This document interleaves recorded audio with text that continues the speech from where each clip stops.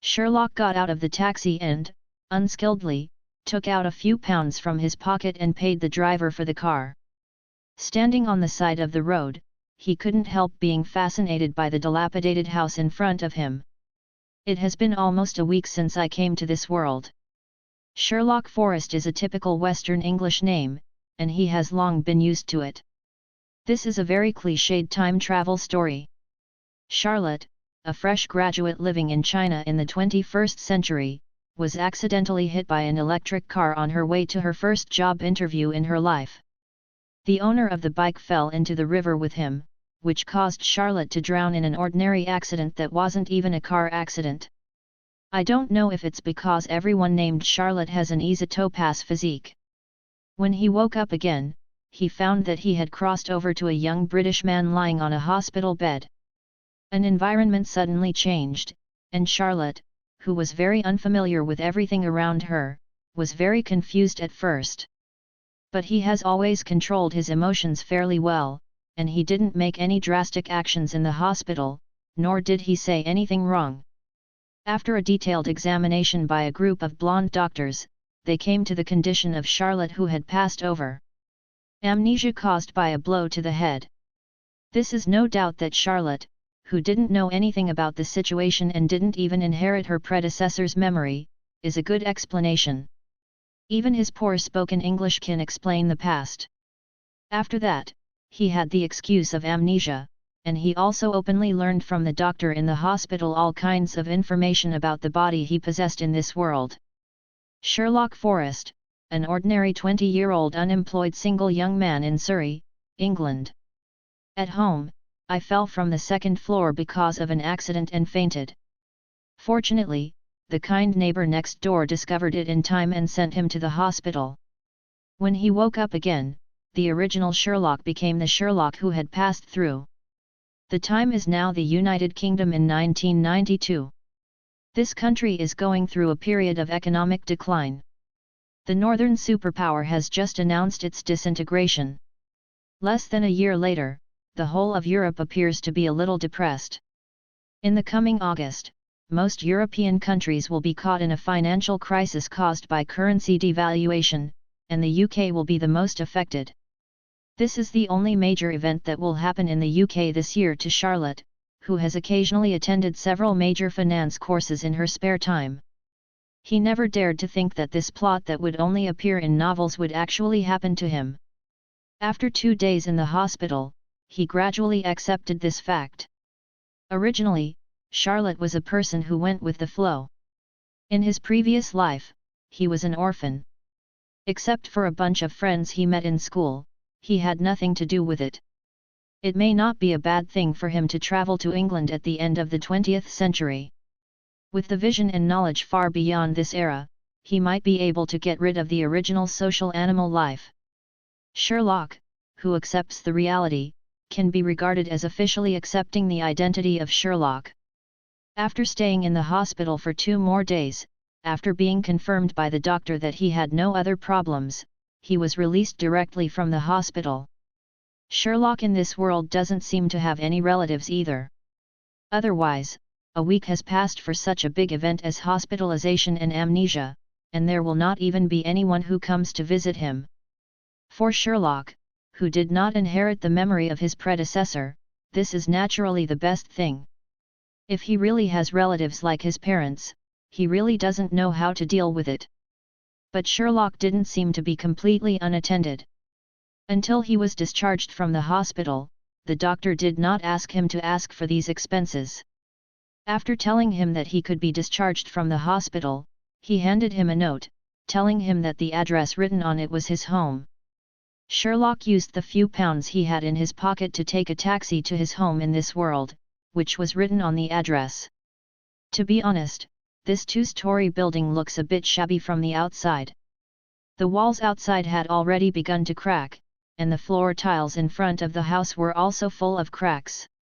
The weeds in the yard were obviously not taken care of for a long time, and the iron gate in front of the yard was covered with rust marks.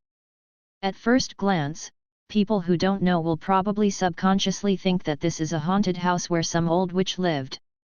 Sherlock, who had come to his senses, shook his head and smiled bitterly. Whether it's a man's house or a haunted house, it's already very good for him to have a house now, and he can't be so picky. At the same time, looking at the broken house in front of him, his eyes became firmer. But it's just starting from scratch. Before the time travel, he was an orphan who was able to get into a famous domestic institution of higher learning and won a national scholarship. In this world, with the advantage of foresight, he really doesn't believe that his future life will be worse than before. Sherlock, who was determined, clenched his fists slightly, stood in front of the house, and whispered 2 words to himself. Work hard. However, before he walked into his house with firm steps, the sound of the car turning off suddenly sounded behind him. Sherlock looked back in surprise, and found a top luxury car parked behind him. He had lived for more than 20 years and had only seen the logo on TV. The car door opened, and an old man with white hair and clean clothes, obviously the price of all the clothes he had worn in his previous life, multiplied by 10, could not necessarily buy someone a tie. Got out of the car. Master, congratulations on your discharge, but unfortunately on the day you were discharged, Master's condition deteriorated and he is now in the hospital. Just when Sherlock was still in a daze, the old man bowed and handed a document to him. Master said that your memory loss is not a bad thing, and he doesn't want to continue to make trouble with you like this. As long as you are willing to promise never to have contact with those people again, then his title and family property are yours. After all, you are his own flesh and blood, and he doesn't want to give the cold-blooded relatives the noble titles handed down from his ancestors and the family property he has worked hard for most of his life for cheap. This contract is both an agreement and a will. As long as you are willing to sign it, you can inherit all the properties of the Cavendish family. Looking at Sherlock, who was standing in the same place and was shocked by his words, he still didn't respond. The old man sighed deeply. Yu reading www.yuyuganshu.com shoved the will into his hand. Young master, don't be angry with the master.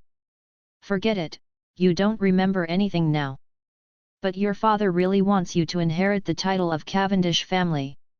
If you, after thinking about it clearly, just call me according to the above number, and I will take you to see the master as soon as possible. After finishing speaking, the old man sat back in the car, and the black car started and drove away slowly. After standing in a daze for more than 10 minutes, Sherlock was startled by the sound of a horn on the road. He looked blankly at the will in his hand, and looked blankly at the dilapidated house in front of him. So, in this world, he is actually a rich second generation who left home in anger? His cheap father is still seriously ill and will die in the near future? As long as he signs this will, the hard work he said before will never fall on him again like the ink he writes out of his pen? Sherlock, whose brain was blanked by the ups and downs of life, stared blankly at the clear sky, except for a black spot in the sky in the distance. A wanton smirk gradually appeared on his face, and he muttered to himself again. Go to TND and work hard. I want to have fun. While he was speaking, the black spot on the horizon was getting closer and closer, and an owl stretched its wings, gliding over Sherlock's head like a bomber, and at the same time dropping its own bomb. A letter printed with lions, snakes, eagles, badgers, and 4 animals surrounding the H badge hit Sherlock's smiling face, which had not yet been arrogant. The contents of the envelope are not thick, it looks like there is only one piece of paper. But this time, Sherlock, who had fallen into a fantasy life without shame, woke up.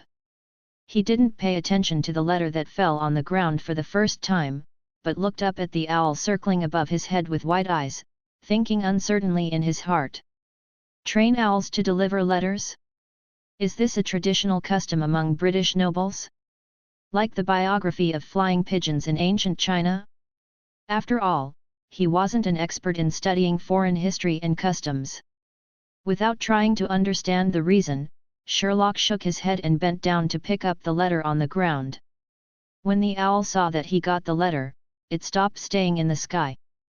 Because he didn't get the reward of food, he glanced at Sherlock, who looked a little stunned, and then fluttered his wings and went to the nearby woods to catch mice.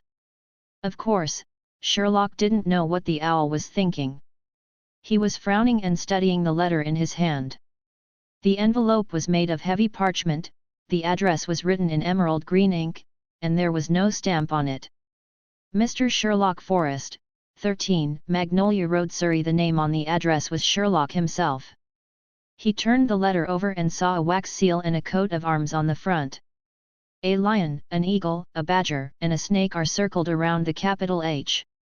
The emblem, composed of 4 animals, looked unexpectedly familiar, but Sherlock couldn't remember where he had seen this emblem. Knocking on his head, he shook his head. He didn't rush to open the envelope as soon as possible, but held it and the will in his hand, intending to go home. The door key and the room key were strung together, and when he was discharged from the hospital handed it back to him along with his other personal belongings. The rusted door made a screeching noise as it opened. The yard was overgrown with weeds. She liked to look neat and tidy. Sherlock, who was slightly obsessive, frowned. But of course he didn't have time to take care of this at this time. He walked directly along the path surrounded by weeds and walked all the way to the door of the house. Just when he continued to use the door key to open the door, a long squeak sound suddenly sounded from the old wooden door. Sherlock didn't even have time to insert the key into the keyhole, and the dilapidated door opened by itself. He was immediately stunned on the spot, feeling inexplicably as if a cold wind was blowing by his side.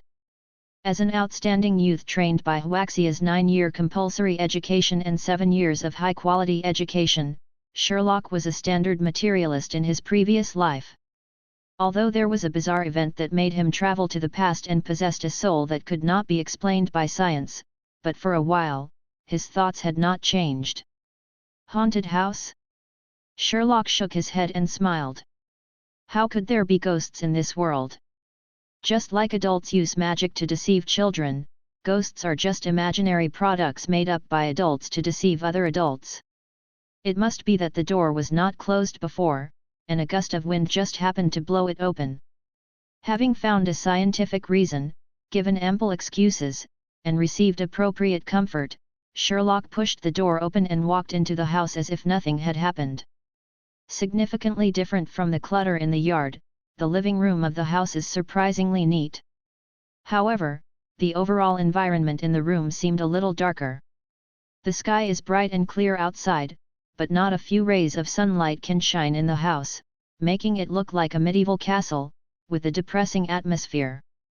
Sherlock put the woolen envelope on the shoe cabinet beside him, then took off his coat, and was about to throw it on the sofa, but suddenly found that he didn't know when, there was a coat hanger beside him. He stopped the movement of his hands and looked suspiciously at the clothes hanger that was just a step away from him on his right. Just now, is this thing right here? Of course, it was just a simple suspicion. From the beginning, Sherlock's attention had been on the furnishings in the living room, and he didn't pay too much attention to whether there were hangers by the door. He hung his coat on the hanger and walked into the living room with the woolen letter. And just after he turned around and entered the room, the hanger hanging on his coat suddenly seemed to come alive, moving its position silently, and returning to the inconspicuous corner from the front of the door. Sherlock, who turned his back to it, was unaware of its actions. After he entered the room, he first checked all the rooms in the house. Except for the poor lighting, this is a very ordinary and clean house. It's just that the owner's taste is a bit retro, and most of the furniture in the house is in the style of the European Middle Ages, coupled with the dark environment here. It makes people feel that this is not a modern residential house, but a dark fortress of some medieval lord. But aside from these, the house just looks a bit shabby from the outside. The facilities inside www.yuyuganshu.com are complete and the space is large. The living area on the first floor and the rest area on the second floor are perfectly separated. For someone like Sherlock, who had the ultimate goal in his previous life, he didn't dare to expect to have such a suite. Even if he didn't have that cheap father's legacy, This suite alone made him lucky enough. However, just as he was checking the bedroom on the second floor, a strange door at the end of the corridor on the second floor caught Sherlock's attention. It was a grey-black wooden door. If you hadn't intentionally stared in this direction and cooperated with the dark environment in the house, it would not be easy for ordinary people to find this door. Moreover, the whole door is bare, except that there is no pattern, not even the door handle. If Sherlock hadn't inadvertently noticed the metal hinge connecting the door to the wall, he would have even subconsciously ignored this room. Until now, he hadn't noticed anything wrong, and this strange door had also been attributed to the strange hobby of his original body. Just like when he decorated his home into an old witch's secret base. Partly out of wanting to have a thorough understanding of where he would live in the future, and partly out of curiosity, Sherlock stood in front of the door, stretched out his hand and gently pushed the wooden door without a doorknob. The door was pushed open with a slight gap, and a soft warm yellow light emerged from inside. At the same time, a sharp female voice suddenly screamed from behind the door. Xia! Luo! K! The unsuspecting Sherlock was taken a few steps backwards by this scream, his back was close to the wall, his whole body exploded with hair. In this room. Someone. 7 days. You've been out for 7 days. You disobedient child. You didn't come to say hello to me right away when you got home after going out for so long. Instead, you were hanging out at home. Unfilial son. Witty-eyed wolf. The sharp female voice didn't stop, she kept cursing, but no one came out of the room behind the door. Sherlock quickly recovered from the shock. From the tone of the voice, he could roughly guess that the speaker should be the original owner's mother, but the mother's attitude toward her son was not very good, and the abusive words were ugly. And it can be heard that she should be very angry now, but even though her emotions are so violent, she still has no intention of coming out of the room. Instead, he kept insulting Sherlock. Why did I give birth to you then? You wild bastard! It's because of you. Your father abandoned me. You calamity! You haven't come back for 7 days. Why don't you come in and clean me up?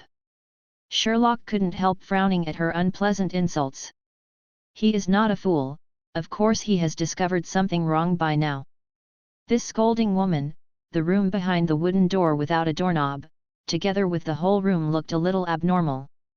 Looking at the dim yellow light behind the door, after hesitating for a moment, Sherlock did not choose to respond to the person who was suspected of being the original owner's mother, but decided to enter the room to have a look. There is no doubt that this place is the home of the original owner. And if there is a problem in his home, it means that the original Sherlock must also have a problem.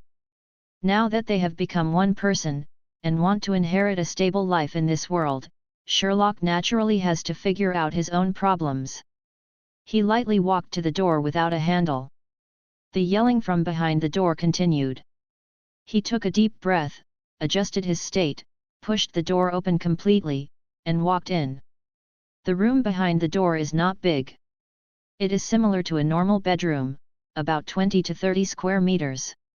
On one side of the room is a row of wooden bookshelves, which are covered with thick tomes. Judging from the furnishings, this should be a study. It was not some chandelier hanging on the ceiling that illuminated the whole room, but 5 candles.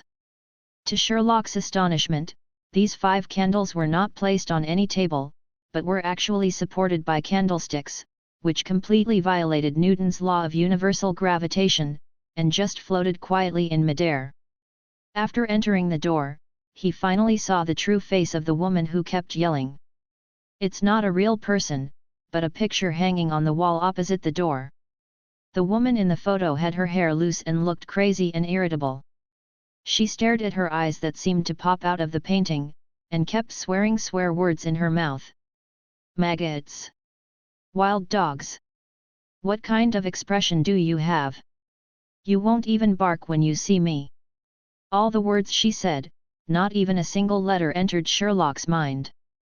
He had established a materialistic worldview for more than 20 years, and at this time, he was severely impacted by everything in front of him. He walked over to the photo of the woman with an unbelievable expression, reached out and touched the framed photo, confirming that it was indeed just an ordinary paper photo, not some pre-recorded one that was played. Video electronic screen. If the matter of time travel can barely be explained by a scientific phenomenon that has not been discovered by human beings, the candles flying in midair and the paper photos that emit kinetic energy can only be explained by supernatural events or magic. To explain. It was only at this time that Sherlock realized it later. The world he has traveled to is probably not just the simple England at the end of the 20th century. The problem is not only the room he is in and himself. The world he lives in now is probably the biggest problem. Just when Sherlock was stunned, on the desk below the photo, a teacup suddenly and lightly jumped to the side of the teapot, and the teapot flew by itself as if alive, and poured a cup of steaming tea into the teacup. At the same time, the chair in front of the desk also jumped to his side, as if waiting for him to sit down. The furniture in this study seems to have a life of its own. There is no need for Sherlock to make any orders or guidance. They know how to serve him. At this moment, a candle that was floating in the air also slowly flew to the position of the bookshelf, and he finally saw the titles of the tomes on the bookshelf.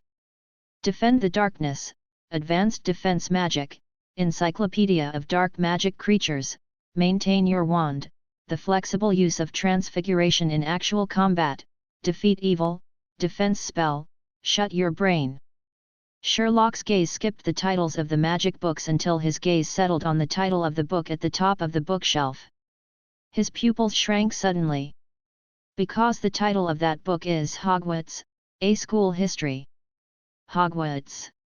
Perhaps words like defensive magic and black magic are relatively unfamiliar to Sherlock, and are not very distinguishable. But the term Hogwarts is basically known to anyone who has some knowledge of foreign films or Western literature. This is a magical story about a boy named Harry Potter who survived the catastrophe and his friends to defeat the Dark Lord Voldemort. And Hogwarts is the place where the main line of the story takes place, the wizarding school where the protagonist Harry Potter studied magic for 7 years.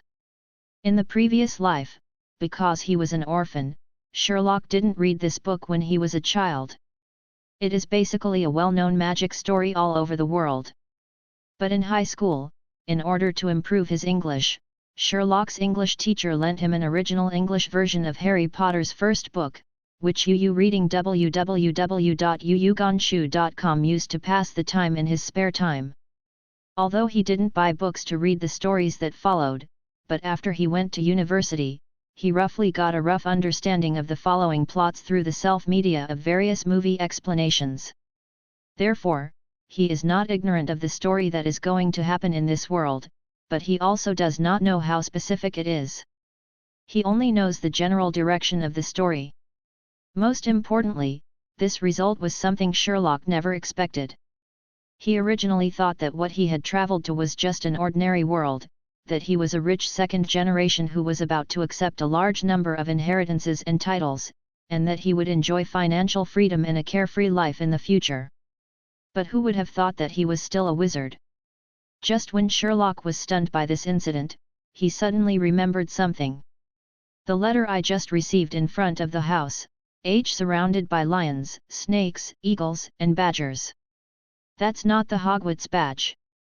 Sherlock held the letter in his hand from the moment he entered the room. Only at this time did he realize where the letter came from. He stared at the home address and his name written in dark green ink on the envelope, his throat rolled gently. If I remember correctly, Hogwarts standard for recruiting students is children over 11 years old. The date of birth on his current driver's license clearly states that he was born in 1972. By 1992 this year, I was exactly 20 years old. So this letter will definitely not be an admission notice. Then what is it? There was no extra guesswork. In order to answer his doubts, Sherlock directly opened the envelope and took out the only piece of parchment inside. Dear Mr. Forrest, because of some minor accidents, there has been new progress on the matter you discussed with Dumbledore at Hogwarts before. The process of the matter is a bit complicated, and it is inconvenient to explain clearly in the letter, so I will be on the evening of July 3rd. Come to your house on time at 7:20. Deputy Headmaster of Hogwarts School of Witchcraft and Wizardry Minerva McGonagall is here. The content of the letter was very short, with only the above sentence, but the message conveyed in this sentence made Sherlock restless. Minerva McGonagall. Of course he knew who the name was. Sherlock is the only Harry Potter book he has read in its entirety, and he has a lot to say about the Vice President of Hogwarts and the head of Gryffindor House. She is obviously an extremely decent person with a strict teaching attitude. And the Dumbledore mentioned in the letter is the headmaster of Hogwarts School of Witchcraft and Wizardry, the most powerful positive character in the whole story, Albus Dumbledore. The original owner went to Hogwarts to discuss things with Dumbledore before. Now, because of this matter, the Vice Principal McGonagall is coming to see him. Today's date is July 3rd, which means that in 5 hours, the famous witch will come to visit. But the crux of the problem is that after Sherlock crossed into this world, he didn't get any golden fingers, and he didn't even inherit the memory of the original owner. He knew nothing about the previous life and experience of the original owner. If in the normal world, there is a diagnosis of amnesia issued to him by the hospital, he can still rely on this to fool him. But in the magical world, can amnesia really be an excuse to explain the past? If Professor McGonagall arrives, Sherlock declares that he has amnesia, and he will not remember everything before. What is the most likely move that the witch would do? Use magic directly on him to detect whether he really has amnesia? Or take him to a hospital in the magic world for a magic treatment? Or take him to the famous white wizard Dumbledore and let him determine his current situation? No matter which of these three possibilities could happen, Sherlock could not accept it. Because every possibility will make others discover that he is not the original Sherlock, but a transmigrator from another world. And he is also very clear about the future development and changes of this world. What will happen to Sherlock in the future, no one can predict. The woman in the picture frame on the wall has stopped scolding and screaming. She seems to be tired of scolding, and she fell asleep with her head tilted and a slight snoring sound. Sherlock held the letter in his hand in the study, pacing back and forth uneasy. This was obviously the first crisis he encountered after crossing into this world, and the difficulty factor was extremely high and might even be fatal.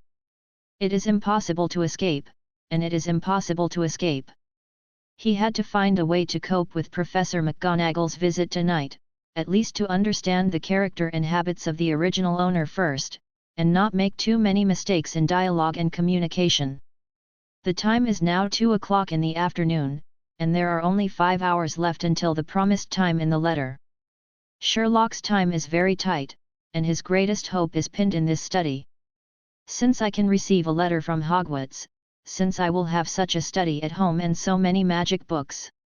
This proves that the original owner is also a wizard who graduated from Hogwarts.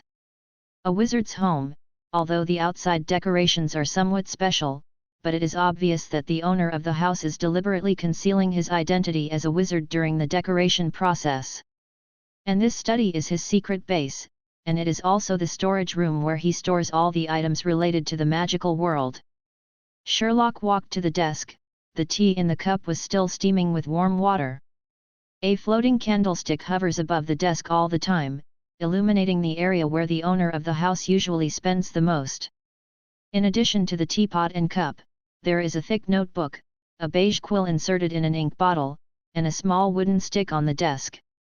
Sherlock, who already knew what this world was like, certainly wouldn't naively think that the little wooden root was really just an ordinary little stick. Even people who haven't seen Harry Potter have heard of the existence of the wand, a necessary spell-casting tool for wizards, on various other occasions.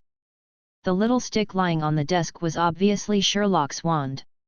He gently picked up the smooth and straight wand with a length of about 13 inches, about 33 centimeters. A strange feeling came to his mind the moment his fingers touched the body of the wand. Something in his body seemed to be seduced by this magic wand, and it was about to come out.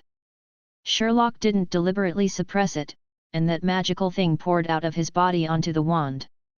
The next moment, a cluster of silver sparks burst out from the tip of the staff, cheering. Seeing this scene, Sherlock knew very well what the thing that just poured out of his body was.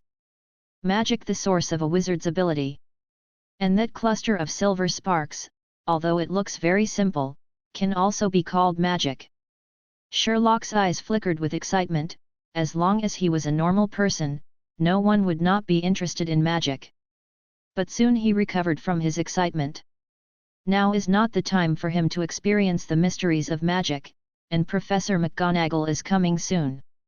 If he hadn't dealt with this level, let alone magic, he wouldn't even be able to guarantee his personal safety.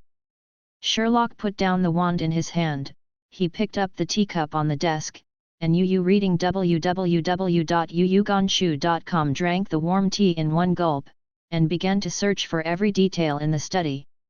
And the first target he checked brought him an incomparably huge gain. In the stack of thick notebooks placed on the desk, the topmost of which is actually the original owner's diary. Unexpectedly, the original owner, such an honest man with thick eyebrows and big eyes, who looks handsome, actually has the habit of writing a diary. But now Sherlock is not in the mood for leisure. Is the original owner a sullen man? Having a diary means that he has a way to understand the original owner's past, and it also gives him great confidence to get through tonight's test. Opening the diary, the first entry in this diary was recorded 5 years ago. April 12, 1987. Mary and I broke up today. She said that I was like a troll head, with nothing but study in my mind.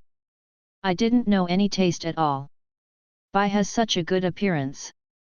I actually know what she's talking about. She made it clear that day and wanted me to kiss her in the auditorium, but at the beginning, the reason why I agreed to be her boyfriend was just to study the feeling of love. It's a pity that she didn't give me any feeling, so I'm responsible for her as well as me. I didn't choose to kiss her. Until now, I haven't felt that getting along with the opposite can give people any strange feeling, so love is probably not suitable for me. History has proved that those masters of magic do not need such superfluous things as love, just like Professor Dumbledore. So to commemorate my big step towards becoming a master of magic, let's start writing a diary today. The first diary was written 5 years ago. According to Hogwarts, only 11-year-old wizards were admitted, and the schooling system was 7 years. Sherlock should have been 15 years old and in 5th grade. And what made him decide to start writing a diary was because he had just experienced a failed relationship. Well, judging from the tone of the original owner in the diary, he is indeed a sullen man. Sherlock continued to turn back. The dates of the diary are not consecutive. About every 3 days, he will write an article to complain about some trivial things he encountered in school today and his admiration for Dumbledore, the headmaster of Hogwarts. That's right, it can be seen from the original owner's diary that he has an obvious adoration for Dumbledore. Even in his words, he clearly stated that his future goal was to become a wizard like Dumbledore. His academic performance also seems to be very good, because Sherlock saw a diary about him getting the first grade report card, which led to many girls from the same college coming to him for advice, which made him feel very tired.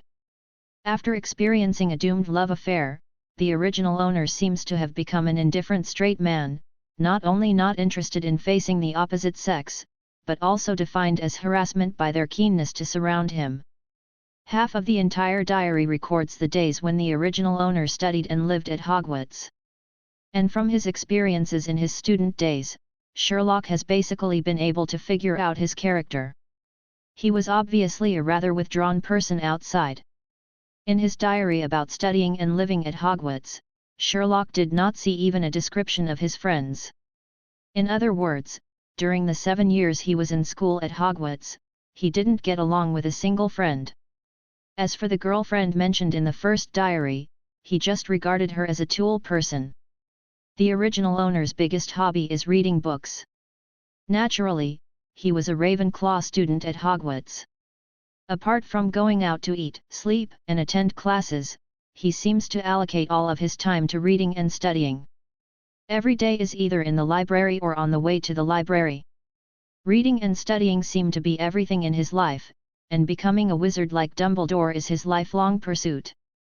As a result, a distinct character image was gradually sketched out in Sherlock's mind. The original master was tall and handsome, but he always had a face that seemed like everyone owed him 258,000 to 80,000 yuan. She speaks sternly, does not compliment and polite, is not good at dealing with people, and never hides her likes and dislikes. To put it simply, his temper is like a stone in a quarry, stinky and hard. Later, Sherlock found a magical photo posted on the back of the last diary of Hogwarts school life. Above is a group photo of the same class of graduates from his academy. That handsome face is easy to find in a group of people. He was standing in the corner, all the other students were grinning, only he had a straight face and frowned, looking very aloof, as if he was disgusting that taking graduation photos was a waste of his time. Staring at the photo, Sherlock looked in the mirror and tried to imitate the expression on the original owner's face. To be honest, it's not difficult. He just had to keep thinking that as long as he exposed himself for a while, he might be caught by Professor McGonagall to Dumbledore to brainwash him, and he would naturally show a bitter and vengeful expression. Because with the exception of the first part, the rest of the Harry Potter stories were learned by Sherlock from the short film commentary. Therefore, his own impression of Dumbledore all came from the old and sinister image instilled by those movie commentators. There is even a commentary to add private goods, saying that in fact, all the experiences of Harry Potter when he was in school at Hogwarts were planned by Dumbledore secretly. This made Sherlock always have some inexplicable defense and resistance to Dumbledore. As long as he thought that if he was discovered, he might be taken to Dumbledore, and he would naturally pull his face down and put on a stinky face. As for the tone, it's even simpler. You may still need to learn to say good things, but you should be able to speak directly to others. Everyone should be able to do it.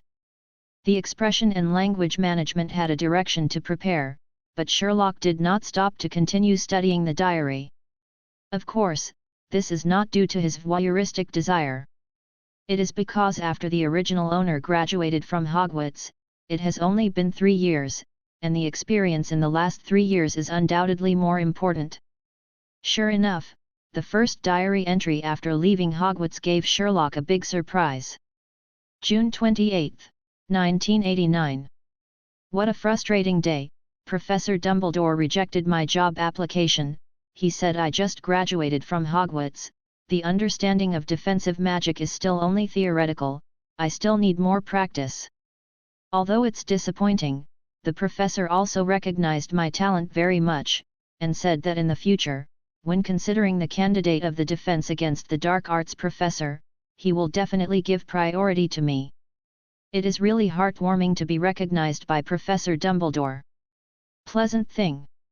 Well, although I don't think that the professor of defense against the dark arts that Hogwarts has hired in the past 2 years has much better practical ability than me, Professor Dumbledore's words can't be wrong.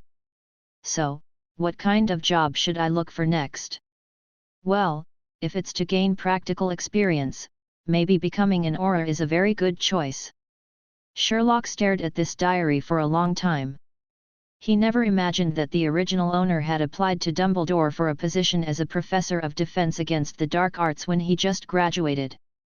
According to the information channel of the film's commentary, this position was cursed by Voldemort, the ultimate villain in the Harry Potter stories. Any professor who works in this position often has an accident or even death due to various reasons within less than a year. Fortunately, the original owner's job search experience was unsuccessful, and Dumbledore rejected his request. Otherwise, he might not have waited for the current Sherlock to pass through, and he would have had an accident. After being rejected by Dumbledore, the original owner indeed went to the Auror headquarters under the British Ministry of Magic for an interview just as he said. With the excellent results obtained from the NEWT Ultimate Wizarding exam, and the accumulation of 7 consecutive years of hard work, he easily passed the Auror recruitment requirements. It's just that after joining the job, he was not assigned to the Auror's combat department, but because of his solid theoretical knowledge, he became a civilian in the Auror Command. This made the original owner very dissatisfied. After several unsuccessful applications to be transferred to the combat department, he stayed in the Ministry of Magic for just over a year and 2 months before resigning and returning home. Since then, he has been working as an otaku at home, concentrating on researching defense magic. Until 3 months ago, he went to Hogwarts again, except for the annual application for the Professorship of Defense Against the Dark Arts. He also applied to join the Order of the Phoenix, a resistance organization founded by Dumbledore when the power of the mysterious man swept the entire magical world. Sherlock had some impressions of the name of this organization. He vaguely remembered that one of the 7 Harry Potter series was called this name. This time, Dumbledore did not give a clear answer to his application, neither agreeing nor rejecting it. This made the original owner extremely disappointed. He felt that he had not actually received Dumbledore's real approval, and he had been depressed for more than a month. A week ago, he gave up on himself and started to try an unfinished, high-risk magic spell experiment, and the diary was interrupted here. But Sherlock can guess what happened next. It must have been an accident in his experiment. Reading www.uuganshu.com caused himself to fly out from the 2nd floor, and finally fell to his head when he landed on the ground, which allowed Sherlock to cross over to him. After reading the entire diary, Sherlock had a deeper impression on the original owner. This guy is like a problem child who hasn't grown up yet. Except for his good academic performance, he has problems all over his body. It's no wonder that Dumbledore rejected his application for a professorship. He even had to consider joining his own small society. Sherlock leaned back on the chair, pinching his chin and thinking quietly. Therefore, it is very likely that Professor McGonagall's special visit this time has something to do with the original owner's application to Dumbledore to join the Order of the Phoenix 2 months ago. The letter said that things had taken a turn for the better, that is to say, Dumbledore most likely agreed to his application for membership. If that's the case, then Sherlock can't help but breathe a sigh of relief. It's okay to join a small club or something. The original owner was originally a withdrawn person. As long as he was cautious after joining, he tried to deal with the people in it as little as possible, and seized the time to familiarize himself with magic. As long as he doesn't go to Hogwarts to be a professor of labor and capital, everything else is easy to say. Thinking of this, Sherlock suddenly felt relaxed. Besides, he wouldn't be able to become a Defense Against the Dark Arts professor at Hogwarts this year. It is now July, and the professor for the next semester is probably already selected. According to his vague memory, the unlucky guy who became a defense professor this year seemed to be a star wizard, and the original owner, a lonely otaku who didn't even have friends, obviously couldn't even touch the clothes of star wizards. 7 o'clock in the afternoon. Sherlock looked at the unhappy face in the mirror and nodded in satisfaction. In the study, the painting on the wall began to curse again. He did not stay in the study, but took a magic wand, took a magic book, closed the door of the study, and sat on the sofa in the living room. The original owner was an emotionally closed person, and even in front of his most admired Dumbledore, he never showed his true feelings. So Sherlock boldly guessed that the study was his secret stronghold, and he would not let any outsiders enter, even the vice principal of Hogwarts, Professor McGonagall. Therefore, Sherlock chose the living room as the meeting place. 7:20 minutes. There were no footsteps outside the door, but there was a sudden knock on the door. People are coming. Sherlock took a deep breath, suppressed the tension in his heart, put the magic book in his hand that he couldn't see for a long time and put it back on the coffee table, got up and walked to the living room door, opening it for visitors outside the door. Out the door. The old lady standing outside was tall, with square glasses, black hair curly in a bun, and a dark green robe with a Scottish plaid shirt underneath. She wears a very conspicuous pointed hat on her head, her face is full of wrinkles left by the years, and her expression is unsmiling.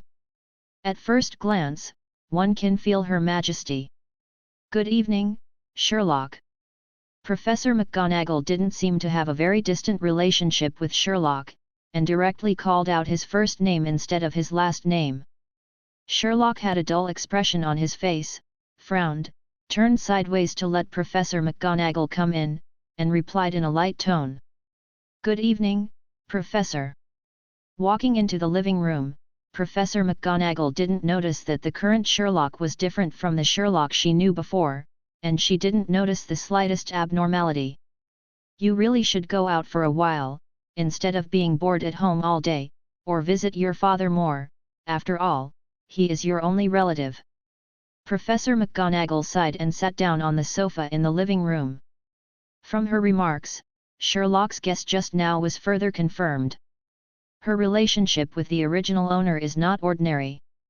Although there were very few descriptions of this Professor McGonagall in the diary, and if there were any, it was only a brief description, but the tone of her speech to Sherlock was obviously more like an elder persuading a younger generation.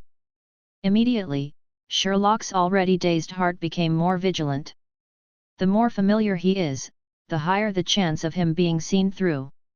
Because what kind of relationship there is between the two, he has no idea at all. He didn't know what the original owner's attitude towards Professor McGonagall was before. But at this time, there is no turning back when the bow is opened, and Sherlock can only bite the bullet and follow his plan. I don't need you to worry about my affairs. His tone was still cold and hard, but then his tone became a little impatient. You said in your letter that there was a turning point in what I discussed with Professor Dumbledore? How did Professor Dumbledore reply to me? Sherlock didn't ask directly whether there was a response to the application to join the Order of the Phoenix. It's easy to say too much, but it's easy to be wrong. If the original owner and Dumbledore talked about other things besides this, but he didn't write it in the diary, then Sherlock would be self-defeating. So when he asked the question like this, he was throwing the difficulty on Professor McGonagall. And Professor McGonagall never found anything wrong with Sherlock. Because the current Sherlock is completely in line with his normal words and deeds, and he is cold to everyone. Only when he gets Dumbledore's approval will he be extremely enthusiastic. Professor McGonagall gave a rare sigh, then looked at Sherlock with a slight smile and said, Dumbledore agreed to your request to join the Order of the Phoenix, and he recognized your ability and character. Hearing the expected result, Sherlock's heart was relieved for a while, and at the same time, surprise appeared on his face. I knew it. A great wizard like Professor Dumbledore, of course, would not reject my application for membership. But then he tried his best to show that he was unmoved by the news and didn't care.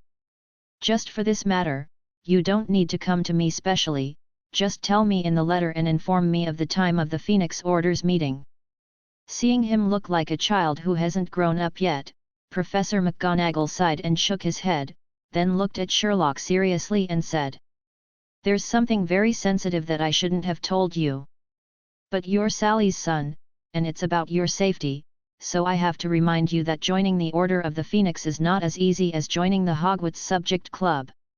Especially when there was another accident this year, becoming a member of the Order of the Phoenix means that you will be in danger in the future because of this status, and you may even die for it.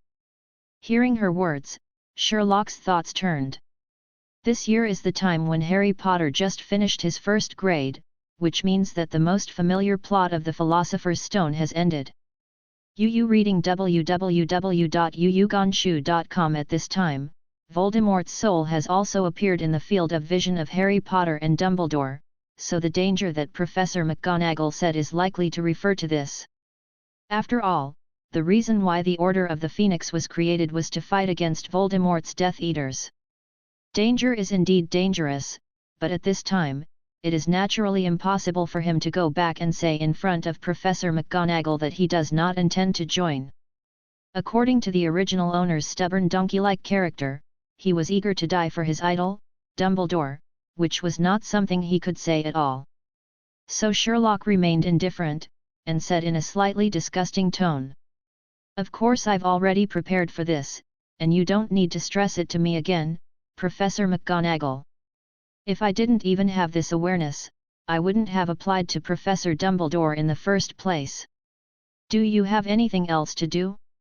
In the face of his choking attitude, Professor McGonagall has long been used to it.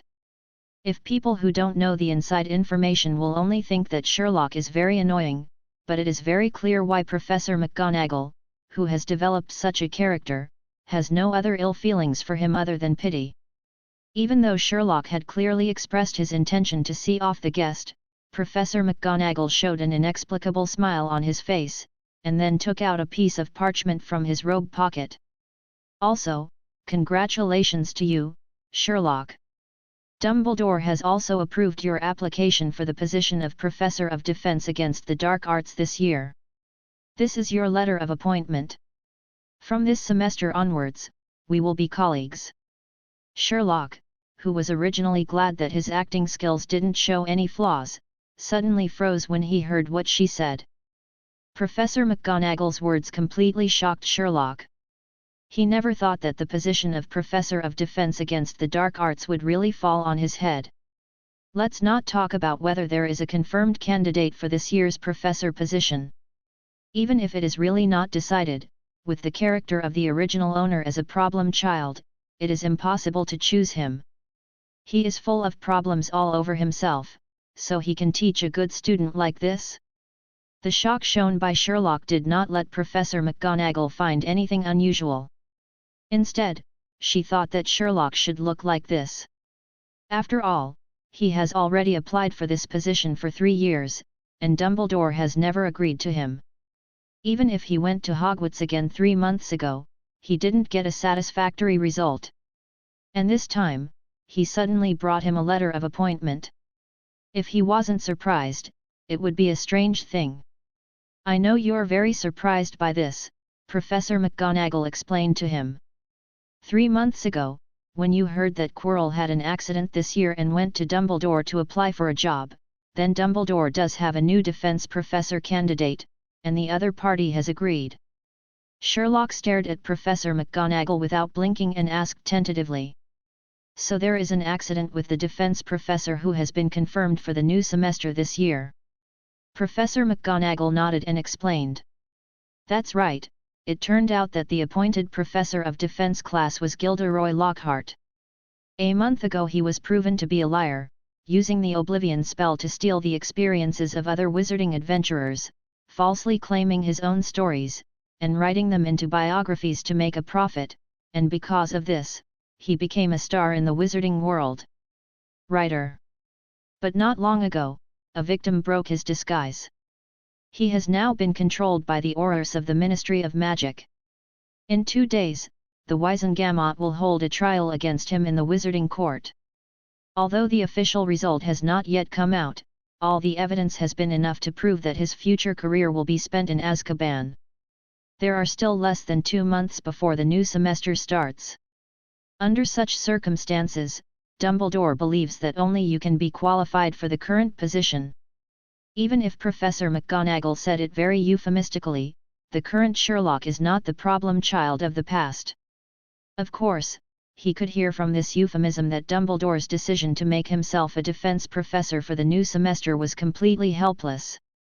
Because the school is approaching now, and the professor who has been identified before has been arrested, so the class must not be missed, right?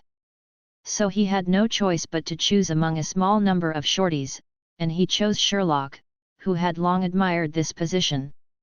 After all, although the original owner has flaws in personality, his knowledge of magic is indeed solid. Otherwise, it would not have been easy to be accepted by the Auror Command, the department with the most stringent recruitment requirements in the Ministry of Magic. But this made Sherlock, who had just crossed over, bewildered. Not to mention that he doesn't even know half of magic, it's basically impossible to teach students in his current situation. There is a big problem with the position of Professor of Defense Against the Dark Arts. Is that a professor position that normal people would dare to take up a post? Even Sherlock, a novice who has never read the original book or the movie at all, knows that 7 defense professors have been replaced in the 7 books. But if you refuse, what reason should you use? The original owner's eagerness to return to teach at Hogwarts, and the performance of running to harass Dumbledore every year, had completely blocked his way back. Now Sherlock really can't find an excuse to reject this offer. Professor McGonagall never thought that Sherlock had any intention of rejecting the position. She directly handed the letter of appointment and a ticket to him, and then warned, "You have to decide as soon as possible the textbooks you will use for your class, and be sure to send me the list of books by OWL before August. If you plan to take the Hogwarts Express to school, you can use this ticket to board the train on the first day of school." After saying these words, Professor McGonagall got up and drew out his wand at the same time. Before leaving, she said to Sherlock with a smile, "May Sally bless you, Sherlock, goodbye at Hogwarts." As soon as she finished speaking, she disappeared into the living room. After she left, Sherlock silently stared at the letter of appointment in his hand, with the words Professor of Defense Against the Dark Arts so conspicuous. After a long time, 3 words slowly popped out of his mouth. Wang Defa. Hogwarts. During the summer vacation, the students have already left this ancient castle, making the usually noisy corridors seem deserted. Professor McGonagall, who had just returned to school, walked straight into Dumbledore's headmaster's office. Dumbledore, with a grey beard and dark blue pajamas, was crouching at the table, handling official documents. After seeing Professor McGonagall come in, he raised his body and took off his crescent-shaped glasses a little tired. "Forrest has already received the letter of appointment. I personally handed it over to him." Speaking of which, Professor McGonagall hesitated, as if he had something to say. Dumbledore saw what she was thinking and said with a smile, "Don't worry about Minerva. If you have any good proposals, you can put them to me." "Do you really think Sherlock is suitable for the position of professor?" Professor McGonagall frowned slightly. Because she has some relationship with Sherlock's mother, she is really happy that he can fulfill his ideal and come to Hogwarts as a professor. But to be honest, with Sherlock's problematic character, coming to a school like Hogwarts as a professor would be irresponsible to the students. Dumbledore said calmly. He always wants to realize that he is no longer the unaccompanied, lonely child he used to be. The recognition he needs has never come from me, but himself. Teaching students with their own knowledge, seeing students' efforts, and harvesting students' gratitude will make him realize this faster. Besides, his defensive magic level is indeed stronger than that of many wizards, isn't he? He got up from his chair and walked to the wall covered with portraits of former principals with his hands behind his back. "I don't know if it was to the headmasters who were humming softly, or to Professor McGonagall," Dumbledore said softly. "His talent is very good, just like his mother. His character flaws should not be a hindrance to his future. We need reliable friends, so this experience of teaching at Hogwarts, I hope that he will mature as soon as possible. Stand up." After scaring his nasty cousin away, Harry stared bored at the hedge in the yard. He is a sophomore at Hogwarts, but has to live with Aunt Petunia, who hates magic and wizards, during the summer. To be honest, when he received the Hogwarts acceptance letter from Hagrid last year, he happily thought he was about to get out of his misery. But he didn't expect to return to this home where he didn't feel any warmth after the semester ended.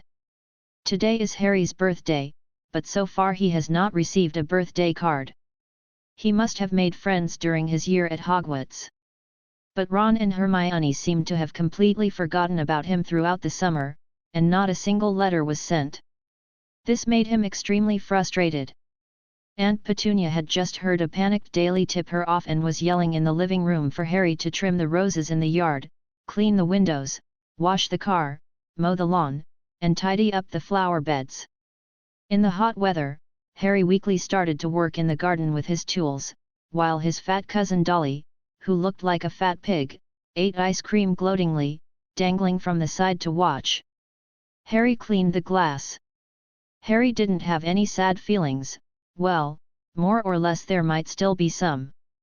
But he was actually used to this kind of unfair treatment a long time ago, and even if it was a little uncomfortable, it couldn't be called sad. The scorching sun made the back of Harry's neck hot. He wiped the sweat from his forehead and suddenly saw a young man running on the road outside the yard. When he raised his head, his eyes met the young man.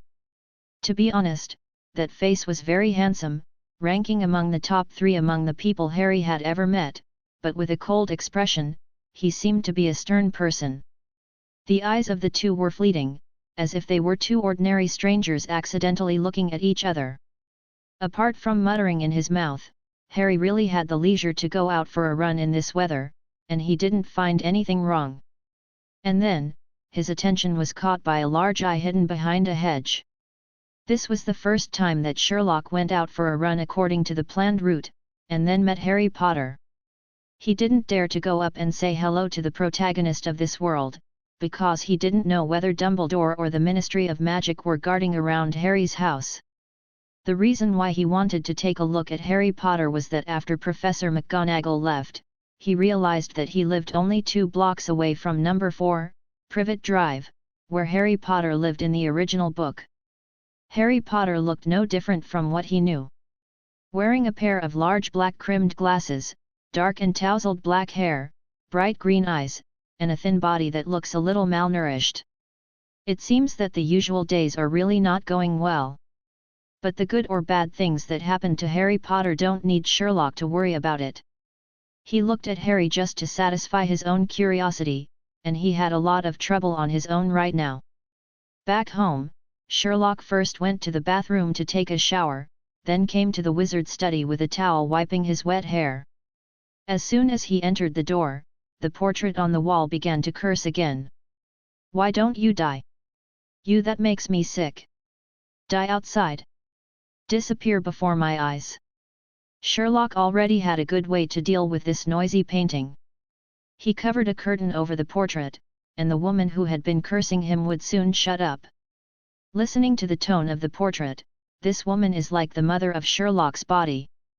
But he couldn't imagine what kind of mother would curse her son with such vicious language.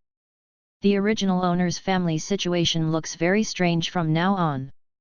His father is the top rich man in the Muggle world with a title and social status, while his mother is like a mad woman who only makes a lot of noise. According to the magic world, Sherlock's blood should belong to mixed blood. His mother is a wizard and his father is a Muggle. On that day, when the old butler handed the will to him, the sentence "promise not to contact those people in the future," those people most likely refers to wizards. In other words, Sherlock's father was also very disgusted with the group of wizards. To be honest, if all the wizards Sherlock encountered were like the original owner's mother, then he wouldn't have any good feelings for wizards. But if this is the case, how did the original owner's parents give birth to the original owner? The problem is a bit complicated, and the information that can be obtained is limited. Sherlock doesn't quite understand these things, and he doesn't have time to understand them. After Professor McGonagall handed him the letter of appointment for the Defense Against the Dark Arts class, he must not think about inheriting his cheap father's property. Even if he got the money, he wouldn't have the chance to spend it. Reading www.yuyugonshu.com. The most important problem facing him now is how to solve the matter of teaching at Hogwarts. On the night that Professor McGonagall left, Sherlock actually thought of many excuses for not accepting the position. For example, be tough on yourself and break your leg on purpose. However, although in the normal Muggle world, a broken bone is a long-term recuperation, but in the magical world, even if a person is separated, it is not difficult to reconnect. Therefore, with Sherlock's current ability, it is obviously unrealistic to use self-mutilation to evade employment. He had also thought about the way to run away directly and create a scene of disappearance. But Sherlock found in despair that he couldn't even hide from the owl's pursuit, let alone the wizard's. To escape was to throw himself into the net. After thinking about this professor's position that night, he couldn't escape no matter what. Sherlock knew that there was only one way to go right now. Then honestly go to teach at Hogwarts. After thinking about this, he himself became more open-minded. Anyway, according to normal experience, he should have been drowned when he fell into the river in his previous life. Now, being reborn into this world is a complete waste of life. If you can live a wonderful life, you earn it yourself. Even if you die later because of an accident, it will not be a loss. Besides, being a professor of defense against the dark arts is not a certain death, and the chances of surviving are still very big when you think about it carefully. So, after thinking about it, Sherlock picked up the letter of appointment again and smiled contemptuously. Humph, it's just a professor of defense against the dark arts. Of course, you can despise the enemy strategically, but you must also pay attention to the enemy tactically. There is still more than a month before the new semester starts, and Sherlock must become familiar with magic as soon as possible during this time. He didn't have the confidence to raise his level to the level that the original owner was enough to be a Hogwarts professor in less than 2 months. But at least they must learn the common magic of most wizards, so that no one will find out about it in Hogwarts. As for teaching, in the first plot that Sherlock is only familiar with, Quirrell relies entirely on the teaching method of reading textbooks, and no one will find any problems. He will deal with it casually for the time being. The problem should not be big, right? There are many magic books in the study, but most of the books on the bookshelf are high-level magic books. At Sherlock's current level, he can't read them either. But soon he found the textbooks that the original owner used when he was at Hogwarts from the cabinet under the desk. From the 1st grade to the 7th grade, they have not been sold or abandoned by him. This is naturally the best thing for Sherlock. He was sitting in front of the desk, and there was naturally a candle floating in the air that was always floating above him to illuminate this space for him. Those teapots and teacups that looked like living creatures also consciously poured a cup of hot tea for him and quietly placed them aside. To tell the truth, the life of a wizard can easily provide happiness to those who have not experienced such a life. You don't have to think about any trivial matters at all, the little objects with magic power will solve everything for you. First, take out all the first-year textbooks. Sherlock only picked out standard spells, beginner and beginner's guide to transfiguration. Other books such as potions and herbs and astronomy are included. To the side. Charms and transfiguration, the two magics commonly used by wizards in daily life, are the most important keys for him to learn now. The potions are not unimportant, but they are not helpful to his current situation. When he opened the textbook on magic spells, the pages looked a little old, and the corners were obviously wrinkled because of the repeated page turning, but the most striking thing on it was the densely packed notes in the margin. The original owner's character problem is very big, but it is also undeniable that he is indeed very talented in magic and works very hard. Just from his spell book full of notes, you can see how eager the original owner, who was only 11 years old at the time, was for magical knowledge. At the same time, this is convenient for Sherlock today. The first spell taught in textbooks is the levitation spell. This spell is the most basic, easiest to learn, and one of the most frequently used spells by wizards. The spell of the enchantment is Wingardium Leviosa. Next to this spell, the original owner specifically marked the key points of spellcasting that the professor emphasized during class. The correct pronunciation is Wingardium Leviosa, the sound of J should be long and clear, and the wand in his hand should be waved. After understanding the key, Sherlock cleared his throat, raised his wand, and aimed it at a small piece of paper on the desk, ready to make his first attempt. Wingardium Leviosa. He chanted the spell, and flicked the wand in his hand at the piece of paper. The next moment, the small piece of paper miraculously floated out of thin air from the table. Just using it for the first time, Sherlock's spell succeeded. He stared at the piece of paper floating in front of him in a daze. The fact that he could successfully use the levitation spell once was not because of Sherlock's extraordinary talent. But when he chanted the spell, his body didn't feel the slightest bit of jerky. This floating spell seemed to be used by him countless times, and it came out naturally. Sherlock blinked, and then used the spell again on the piece of paper that fell back to the desk. Wingardium Leviosa. The result was the same as the previous one, and the piece of paper was successfully suspended again. For him, the process in the middle is as skilled and natural as drinking water and eating. After that, Sherlock didn't stop. He quickly flipped back through the spell book to find the next repairing spell. According to the correct pronunciation method and spell casting gesture recorded in the notes in the book, he chanted the spell on the torn piece of paper on the desk. Repaired as before. In the next second, the torn paper was perfectly restored to its previous appearance, and there was no damage at all. Only then did Sherlock's face show joy. However, he still didn't stop, and continued to try the fire charm, locking charm, and softening charm. Finally, he encountered obstacles on the cutting spell, the most difficult spell to learn in the first-year textbook. But if it was a hindrance, it was only the first time that the spell was unsuccessful. After Sherlock tried 2 more times, his body automatically helped him correct the original wrong pronunciation and gestures, and the spell was successfully released. To be able to have such a level has already made him very satisfied. Sure enough, although he didn't get his golden finger to the account after he crossed over, God didn't let him go to a dead end. As recorded in the first-year textbook, the magic that the original owner had mastered long ago has been deeply engraved in his physical memory. Even if Sherlock himself is very unfamiliar with these spells, as long as he starts to learn to use them, he will master them very quickly. For example, simple spells such as levitation spells and repair spells can be successfully released by even reading the spells once. Even if it is a difficult spell, as long as he practices more, it is not too troublesome to master. With such help, although Sherlock cannot quickly reach the same level of magic as the original owner, but at least it can make him look like an adult wizard who has been educated at Hogwarts for 7 years.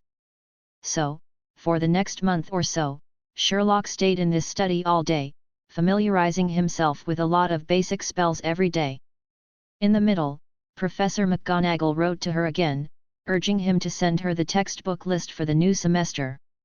Sherlock casually copied the title of the Defense Against the Dark Arts textbook that the original owner used in the 7th grade when he was in school, and asked Professor McGonagall's owl to bring it back. It was not until this day in mid-August that he had to come out of the study. Because there was only half a month before the start of school, he had to go to Diagon Alley, a magical street in London, the capital of England, to purchase some items for Hogwarts. Before that, just entering the Leaky Cauldron bar in Diagon Alley and where it was located in London was a headache for Sherlock. Fortunately, in the study, there was a wizard's travel journal that happened to record this answer. One of the busiest streets in London. The bustling crowd came and went here, dressed in black robes that were very incompatible with modern society. A slender and thin young man was standing on the side of the road, studying the address he had copied from the book in his hand. Facing the countless strange gazes around him looking at him, Sherlock didn't care at all. Although he didn't exaggerate to the point of being socially ill, he was thick-skinned enough that he could basically ignore those strange gazes. The address of the Leaky Cauldron, which was copied from the wizard's travels, is exactly in line with reality.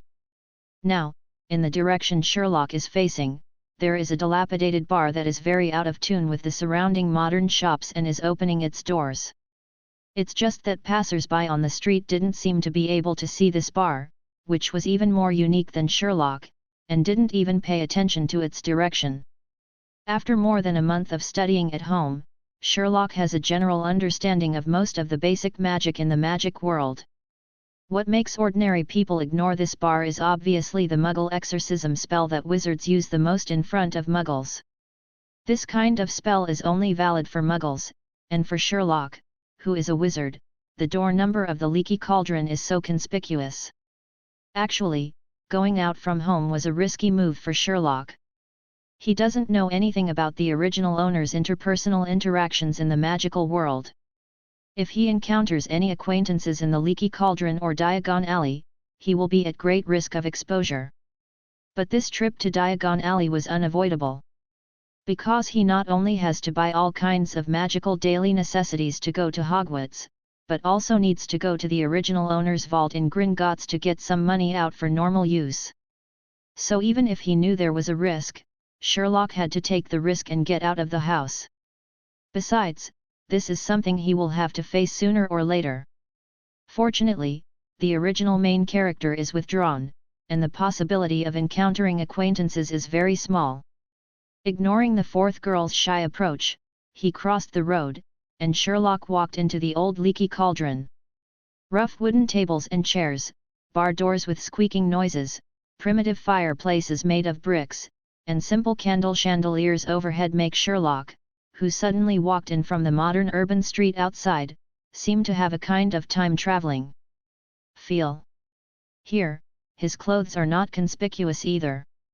Most of the guests in the bar were dressed like him, and there were even a few old witches with exaggerated oversized pointed hats on their heads, and they would definitely become the focus of muggles whenever they went out. Sherlock's arrival did not cause much reaction in the leaky cauldron. Most of the wizards who were drinking didn't even look at him. Only Tom, the owner and bartender of this bar, was paying attention to Sherlock when he entered the door. "Ha, a raw face, what do you want to drink?" Outside, even though there was no one who knew the original owner at all, Sherlock always pretended to be that cold face. Anyway, it's always a good thing to be careful. "Butterbeer, thank you." He asked for a drink with beer in its name but not beer, so he made it to an empty table in the corner. Soon the bartender Tom brought the butterbeer to him. Sherlock had an attitude of keeping away from strangers, so that he didn't talk much. Sherlock took a light sip of the wizard's specialty drink. The sweet taste is a little greasy, not quite to his taste. After only one sip, he put the glass of butterbeer aside, and then sat at the table and waited quietly. It's not that Sherlock doesn't want to enter Diagon Alley directly through the leaky cauldron, but he simply doesn't know how to enter Diagon Alley. The leaky cauldron was found. He also remembered that the entrance to Diagon Alley was in front of a wall in the backyard of the bar. Just tap a wand against a brick on the wall and the entrance will be opened. But, which brick is a certain brick? Even if such specific details were mentioned in the book, it was impossible for him to remember them. Of course, he can also knock brick by brick to try out the correct answer. But it would be embarrassing if other wizards came over during the attempt. They were afraid they wanted to suspect that Sherlock was an undercover agent sent by Muggles. So he's going to get into Diagon Alley in a better way. I sat on the chair for about 15 minutes. A couple who seemed to be shopping for their children's school supplies for the new semester took their daughter into the leaky cauldron. The couple did not dress like wizards, but more like Muggles in ordinary society. However, there is a daughter with fluffy curly hair in her pocket, but she has a wand in it, showing that she is a little wizard. The family didn't stop at the leaky cauldron bar, and went straight through the backyard that the bar's lobby walked towards. Seeing this, Sherlock, who had been waiting, immediately stood up from his seat and took out a few coins from his pocket. The wizard currency copper nut found in the study at home. Reading www.yuyugonshu.com threw it at the bar and paid for the drinks. When he walked to the backyard of the bar, the little girl's family happened to be standing by the wall counting bricks. "Do you remember which piece it was?" "Of course I remember. How could I forget such an important thing, Mom?"